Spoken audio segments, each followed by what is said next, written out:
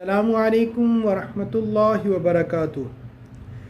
Doctor مریم خالد نے قرآن کی ایک آیت کے بارے میں یہ تحریر لکھی ہے، آپ کی سماعتوں کے نظر کرتا ہوں۔ یہ مقام قرآن کی ان جذباتی ترین مقامات سے ایک ہے جہاں بے ساختہ ہی آنسو چھلک پڑتے ہیں۔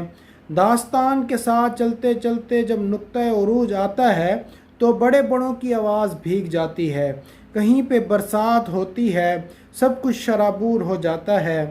میں سوچتی ہوں کہ جب یعقوب علیہ السلام کا قافلہ مصر پہنچا ہوگا تو وہ منظر کیا ہوگا۔ برسوں کے فراق میں مچلتے ہوئے دو دل جس گھڑی ملے ہوں گے تو بادلوں نے سر جوڑ کر کیا کیا اشک نہ بہائے ہوں گے۔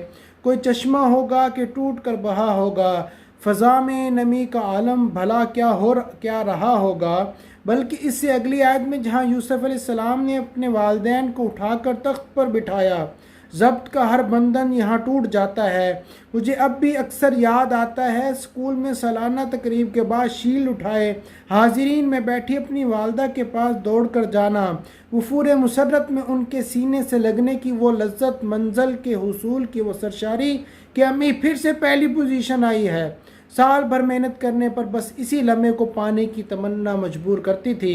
یوسف علیہ السلام نے بچپن میں جب اپنے والد کو بتایا ہوگا کہ میں نے سورج، چاند اور تاروں کو خود کو سجدہ کرنے کا خواب دیکھا ہے تو والد کی پلکوں پہ امید کے رنگ کس شدت سے ابھرے ہوں گے۔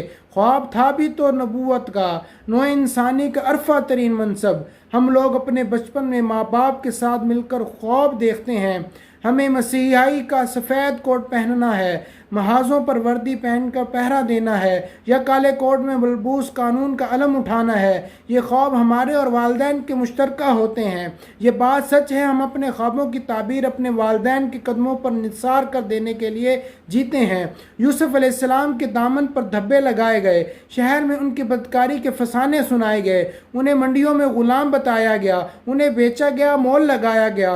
کوئی یعقوب علیہ السلام کو گر بتا دیتا کہ آپ کی آنکھ کے تارے پر مصر کے بازاروں میں، ویرانوں میں، بادشاہوں کے ایوانوں اور زندانوں میں کیا بیتی، تو وہ آنکھیں صرف سفید ہی نہ ہوتیں، وہ کلیجہ بھی پھٹ کر اشکوں میں بہتا، وہ آتش دان دل جانے کس طور دہکتا۔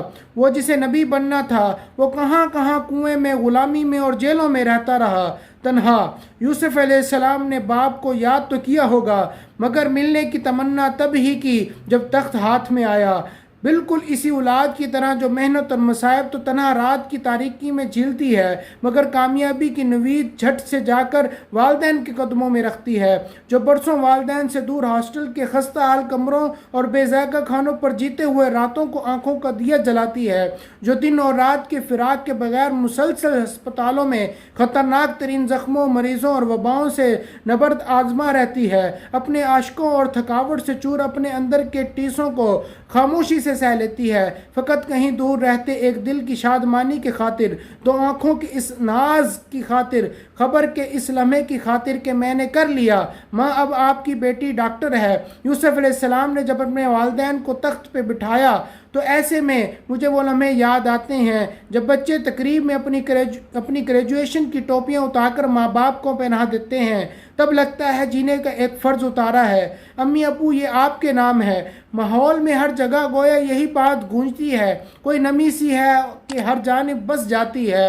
یوسف علیہ السلام نے سب کو اپنے آگے سجدے میں جھکا دے کر جانے کس انداز سے کہا تھا، بابا یہ رہی میرے خواب کی تعبیر اور مجھے اب بھی وہ صبح نہیں بھولتی، اپنے دوڑ کر جاتے ہوئے قدموں کی وارفنگی نہیں بھولتی، اپنی رنتی ہوئی آواز کی خوشی نہیں بھولتی کہ امی میرا کنگ ایڈورڈ میڈیکل یونیورسٹی میں نام آ گیا۔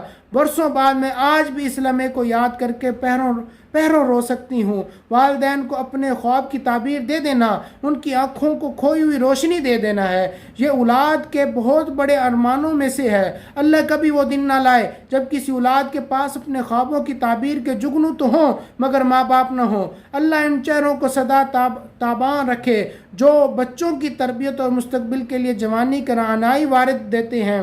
وہ ہاتھ سلامت رہیں جو دعاؤں کو اٹھتے ہیں، ملت کو جوہر تراش کر دیتے ہیں۔ اللہ ہر یوسف کو تخت دے تو اس پر بٹھانے کے لیے یعقوب سے بھی ہرگز محروم نہ کرے، اور اگر یوسفوں کے تخت خالی ہوں تو اللہ ہمیشگی کی جنت میں اس آواز کا نغمہ ضرور عطا کرے کہ بابا یہ رہی میری خواب کی تعبیر۔